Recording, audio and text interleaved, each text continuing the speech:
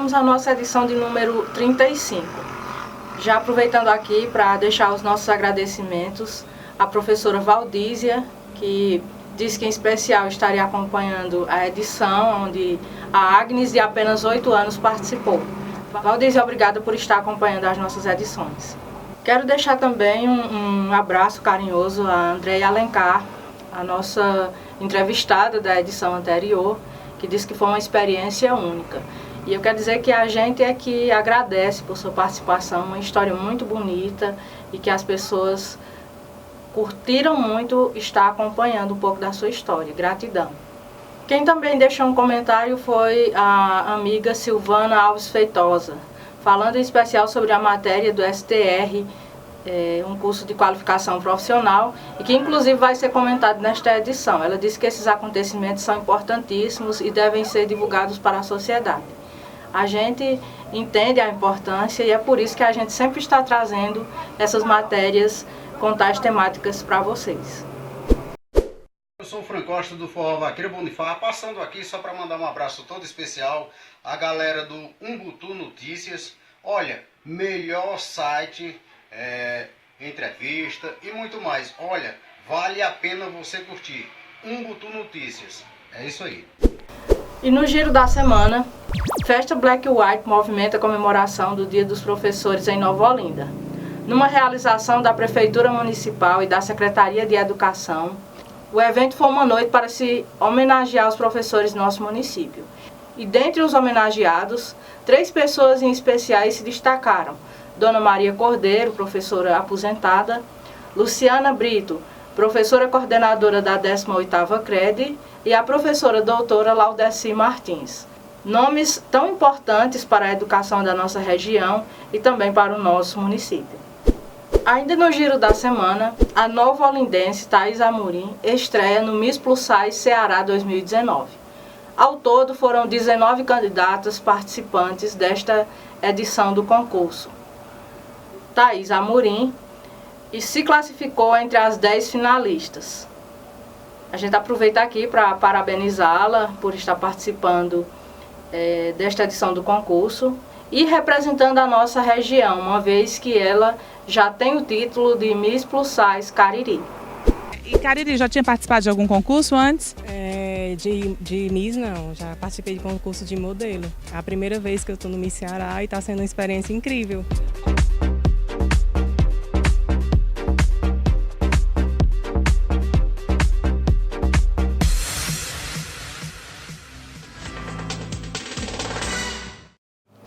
O projeto de qualificação do programa Criando Oportunidades chega a Nova Olinda.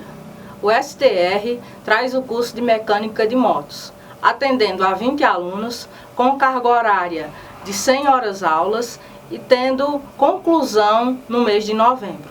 Esta que é uma parceria com a Secretaria de Desenvolvimento do Trabalho e Social do Estado do Ceará e que traz a oportunidade para jovens de nosso município.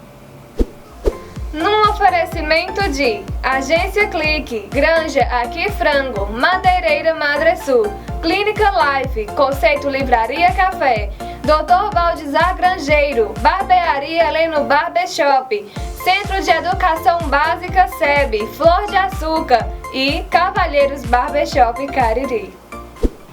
E em nosso quadro de entrevistas da edição de número 35, recebemos hoje aqui em nosso estúdio a professora doutora em Educação Laudeci Martins, filha de Nova Olinda. Ela já reside há algum tempo no Crato, mas é uma profissional que sempre vem para colaborar, seja através de palestras, de estar incentivando os nossos jovens, os nossos estudantes. Recentemente, nesse mês, ela foi uma das homenageadas pelo município na festa do Dia dos Professores.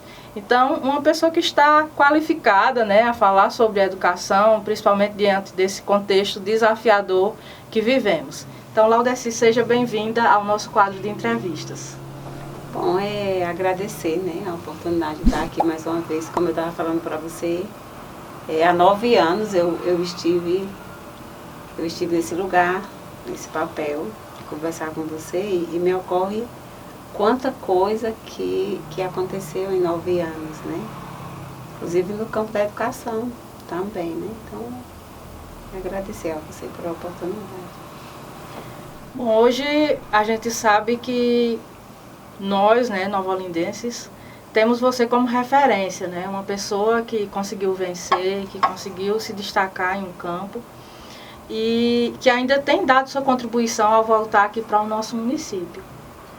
Como que você vê a educação? Como que foi importante na transformação da sua vida e como que isso ainda pode ser o espelho para o futuro dos nossos jovens? Para mim, a educação é a possibilidade de libertação. Assim. Há um tempo eu achava que a educação era apenas a possibilidade de libertação econômica, né? Que a gente conseguia vencer na vida, com o conceito de vencer mesmo, a partir da educação. Isso mudou um pouco nos últimos anos, porque hoje eu acho que é mais do que uma libertação econômica. Eu acho que a econômica talvez não seja mais nem a tão mais importante, mas é a nossa possibilidade de libertação, da compreensão do nosso modo de ser e estar no mundo. Eu acho que a gente pode mais no mundo, e aí eu não estou me referindo a poder econômico, político, mas eu estou falando sobre o nosso poder de ser, de animar a nossa própria vida, quando a gente acessa conhecimento. Eu acho que a gente se organiza melhor, a gente cria possibilidades, que a educação é uma plataforma de libertação. Acho que é um pouco o que o Platão coloca lá no mito da caverna, né? Quando ele vai apontar que a gente percebe com o conhecimento que as sombras que nos assombravam internamente, quando a gente sai lá fora, não são tão aterrizadoras quanto parecem, né? Acho que a educação, para mim, é isso. A educação é asa, é possibilidade de voar. E tentando entender, eu vejo que você se expressa muito bem pelas redes sociais, trazendo textos. A gente sabe que hoje é uma das ferramentas de comunicação que tem, ainda que a gente saiba que é um ambiente que tem muita intolerância, né, que as pessoas elas têm dificuldade de respeitar a opinião dos outros. Mas aí, observando hoje a nossa juventude e percebendo hoje como que esses meios eles têm uma influência na formação de opinião, eu queria saber como que a doutora está lidando com essa ferramenta. Pois é, eu acho agora de forma mais tranquila, né? O mundo da academia, ele é meio cinza, assim, até meio rancoroso, meio endurecido.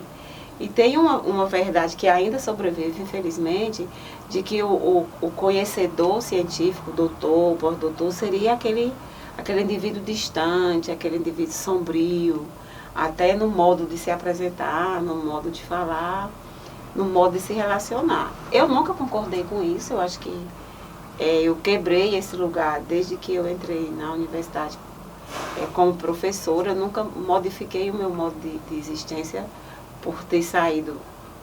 Um ano eu estava na sala do curso de economia no grupo dos estudantes, 2 anos depois eu mudei para o lado dos professores. Mas eu nunca fiz essa separação. E eu acho que o que nós estamos vivendo agora é uma oportunidade ímpar da gente não fazer mesmo. Porque eu falo muito por onde eu passo. Um professor precisa se comunicar. Um professor, ele precisa que as pessoas reparem naquilo que ele está colocando. Se interessem por aquilo que ele está colocando. Sob pena do que ele faz em sala de aula, tornar-se violento quando não se busca isso. Então, não é de qualquer jeito, né? A gente precisa observar esse público, se relacionar com esse público.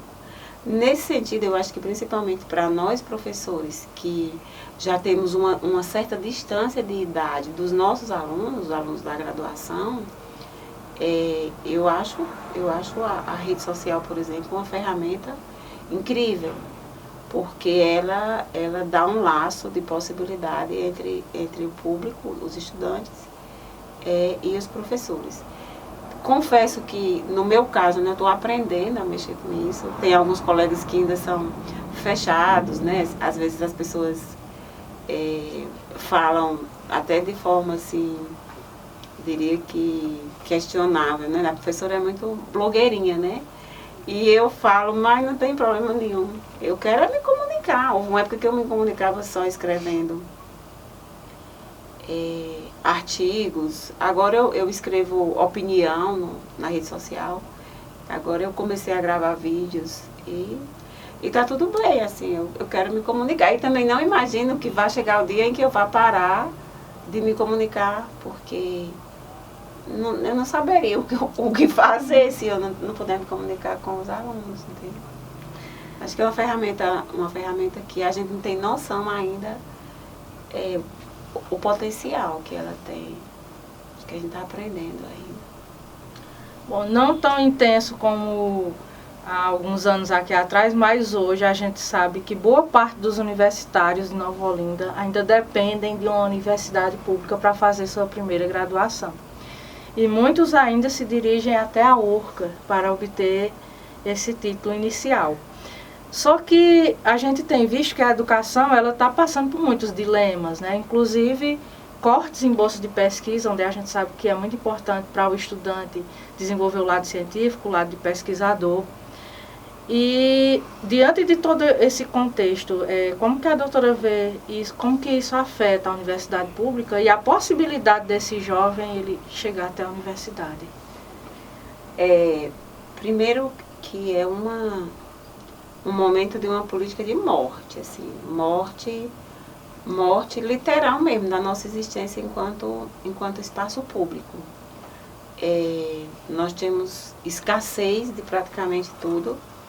Só a título de exemplo, eu deveria viajar nessa quarta para participar de uma banca de doutorado em João Pessoa, e hoje de manhã eu fui comunicada que não tem nada para que a gente faça esse translado, não tem passagem, não tem diária, então, e dar o suporte a esse futuro doutor, que inclusive é aqui da nossa região, tem que ser uma iniciativa própria minha, a partir dos meus próprios recursos. Então, isso na minha condição, por exemplo, é complicado, mas isso na condição do nosso estudante, que chega na cidade de Crato, vai morar na residência universitária e depende daquela bolsa de IC, é uma política de morte. Então, se eu corto a bolsa, eu corto também a possibilidade de permanência dele no campus universitário, eu corto a possibilidade de que ele realize a pesquisa, eu corto a possibilidade de que ele faça aquilo que eu disse no nosso começo da conversa, que é construir uma asa, que é construir voo. É uma política, assim, profundamente equivocada. Do ponto de vista da economia, por exemplo, não dá, a gente não consegue imaginar como que eu quero melhorar a situação econômica de um país, retirando justamente daquilo que no longo prazo pode lhe transformar. Tem sido muito difícil.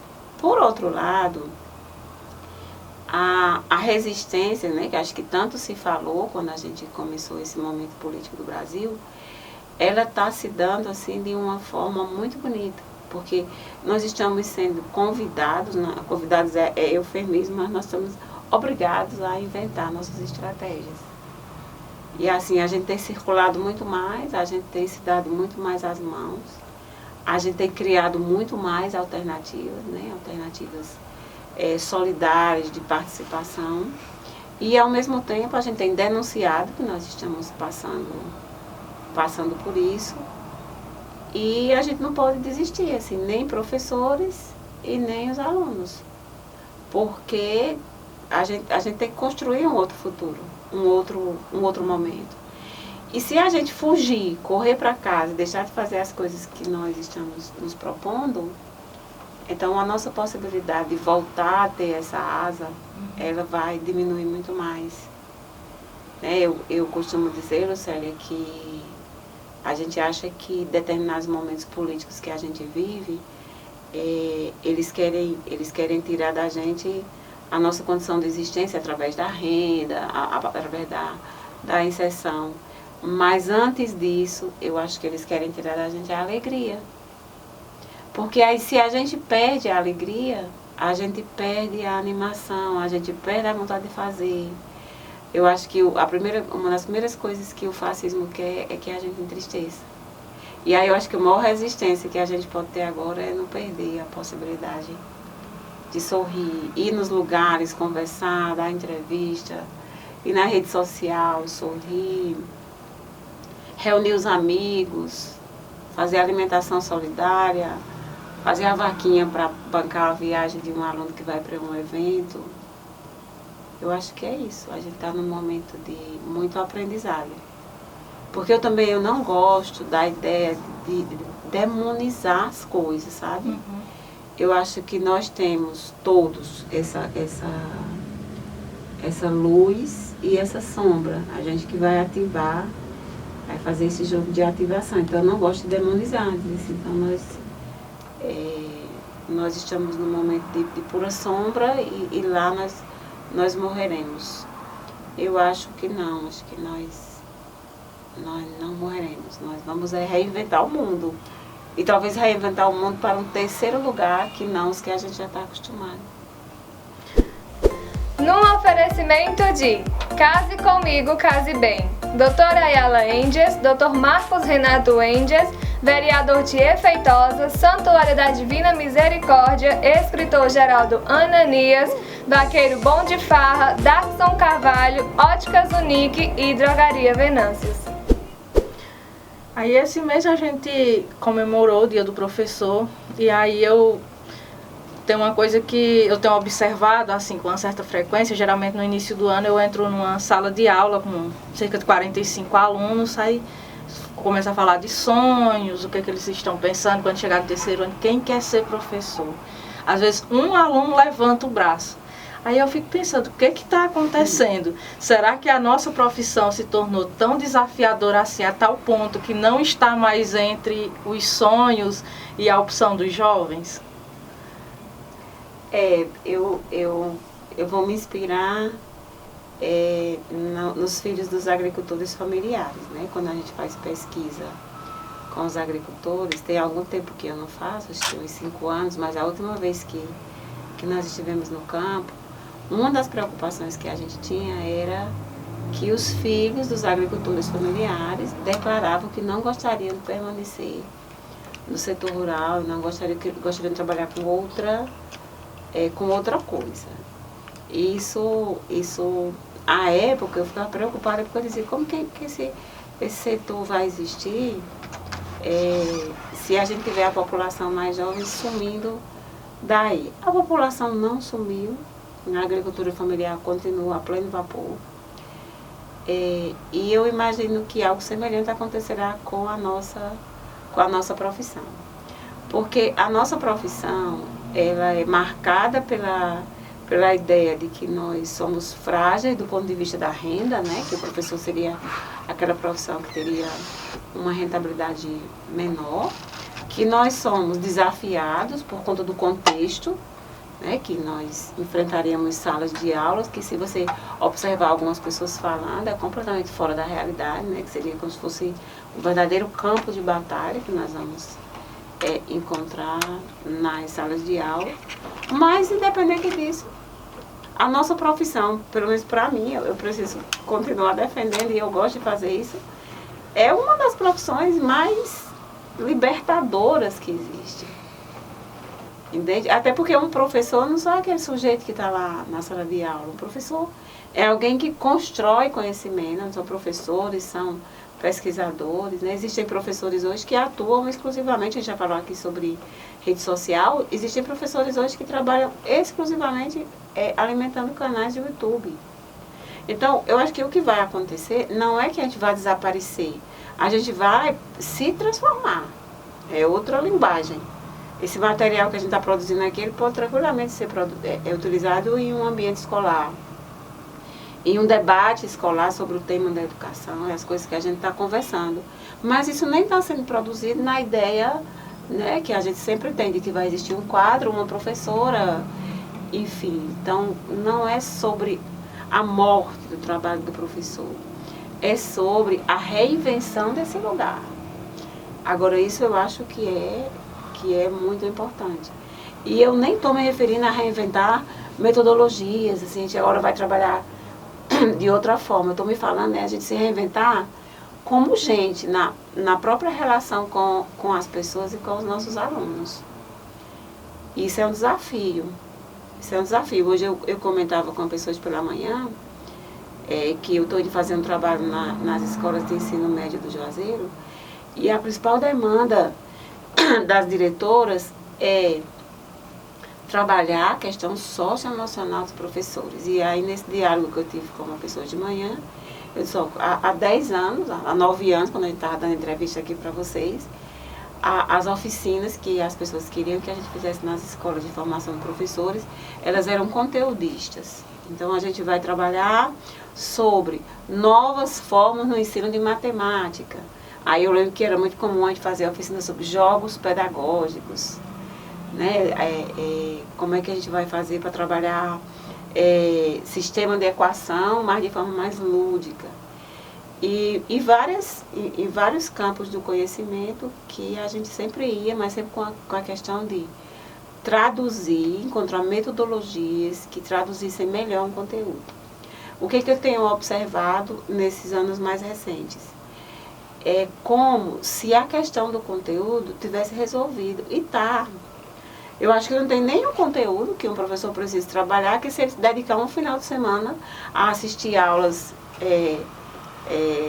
no YouTube, ele não resolva. Porque o pessoal está lá explicando, tintim por tintim, ainda entra em detalhe. Tem alguns que você ainda pode assinar o canal, entrar em contato com ele, pagar uma taxa e ele te explicar isso. Então, qual é a demanda que a gente tem agora? A gente tem que esse nosso lugar de professor. É a reinvenção desse nosso lugar de relação.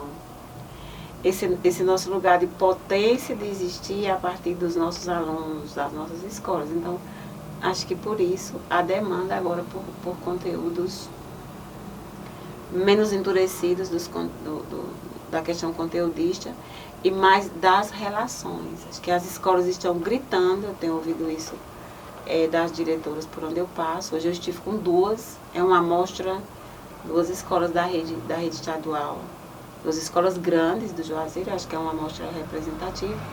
E o que elas dizem é isso mesmo, assim, nós precisamos melhorar as relações. Nós precisamos melhorar o olhar dos nossos estudantes para os nossos professores e o contrário. Nós precisamos estabelecer laços mais profundos. Nesse sentido, aí a gente tem que se reinventar. Porque o professor que não se abrir a isso, a se reinventar, não só no sentido das relações, mas no sentido da comunicação, eu diria que já não se faz mais um professor como antigamente, né? E ainda bem, né? Tá tudo bem, não tem assim, eu falo isso não é com rancor nem com tristeza, não. Até porque, considerando o tempo que eu estou na sala de aula, talvez eu seja esse professor de antigamente, né? Ainda que eu fique vigilante para não... para ser antiga, tá tudo bem, não tem essa dificuldade. Ser antiga no sentido do tempo que eu estou lá, do tempo que eu estou na sala de aula, mas não ser antiga no que eu às vezes falo nas palestras para eles. Tenham muito cuidado para não virar poste. E quando eles dizem, professor, o que é virar poste? Eu dizer, é quando os seus alunos começam a dizer no tempo de fulano. No tempo de fulano, a não ser depois que você desencarnar, porque aí não tem mais como você atualizar isso. Mas enquanto a gente estiver aqui, eu acho que a gente não pode virar poste no tempo de fulano. É isso. Bom, a gente sempre finaliza aqui a nossa conversa pedindo para que o entrevistado deixe uma mensagem. Aí eu gostaria que a doutora deixasse uma mensagem para os jovens, né, que estão aí concluindo o ensino médio, pessoal que já está pensando na universidade, né, possivelmente, né, um dos seus futuros alunos, né, e aí deixa uma mensagem para essa turminha que vai estar aí assistindo à entrevista. Então, acho que a principal mensagem, eu terminei apresentando no começo da nossa conversa, né, que vocês não percam a ideia de que a educação é asa. é a possibilidade que você tem de voar. Aí você estabelece vários voos. Você pode voar porque você quer mudar seu contexto geográfico, porque você quer mudar seu conceito de renda, porque você não quer mudar nada disso, você quer continuar no seu lugar, mas quer mudar a sua mentalidade, quer mudar a forma de você ser e estar no mundo. Então, acho que a educação tem esse papel.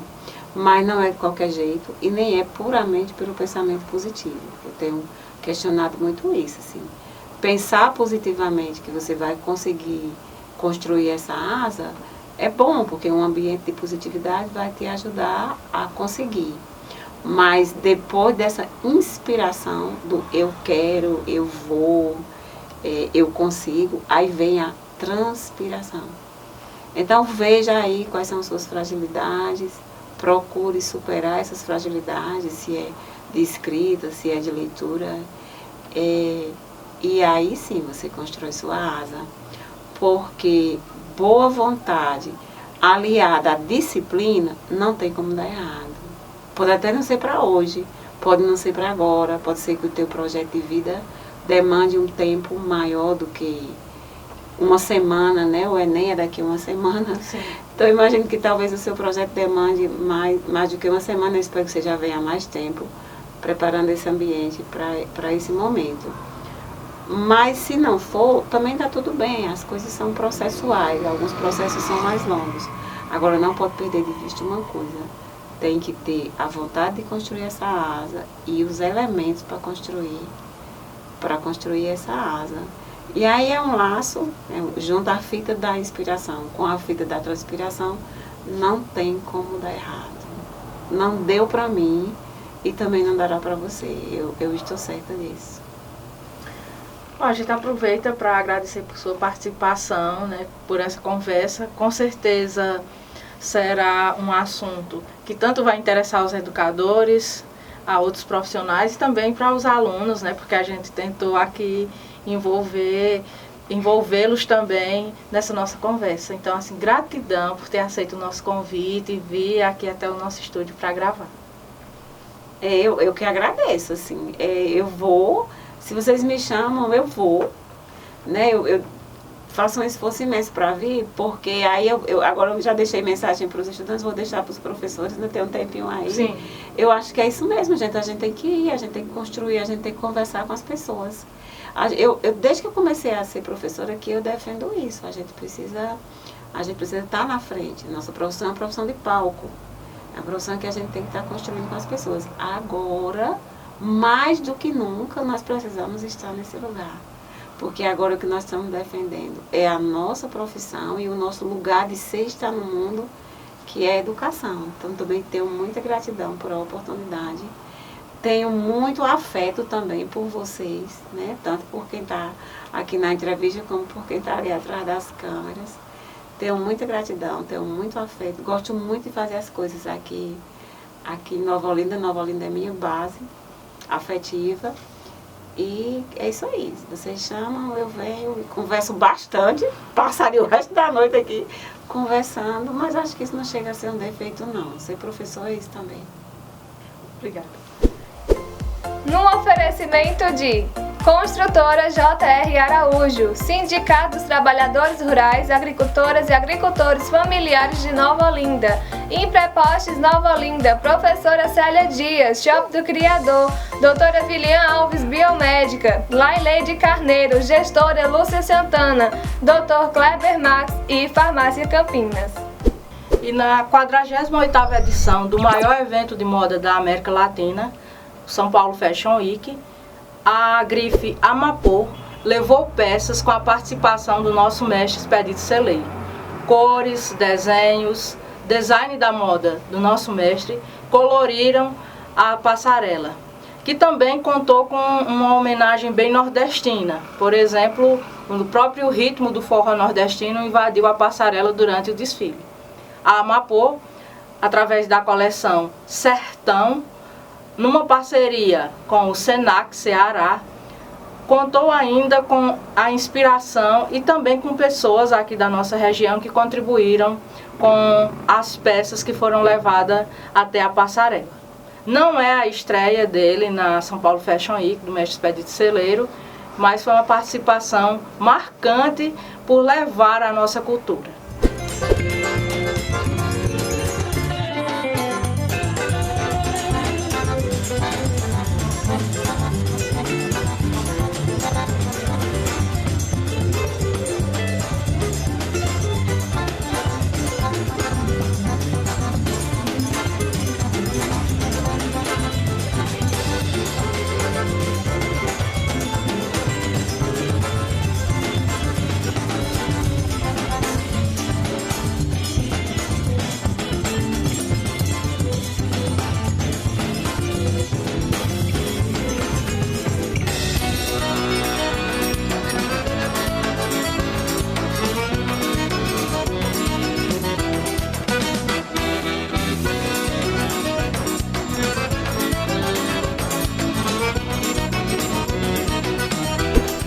Estamos com 3 blocos de anunciantes e ainda temos espaço para contar com a divulgação da sua logomarca, seja da instituição, seja da empresa, seja de você enquanto profissional. Então entre em contato com a gente, aproveite para estar anunciando e colaborando com esse projeto de cunho educacional e cultural. Desde já agradeço a todos que acompanham as nossas edições. Aproveitem para deixar o seu recado e interagir com a gente, seja através do YouTube, Facebook, Instagram ou WhatsApp. E a gente fica esperando vocês para estar comunicando. Até a próxima edição.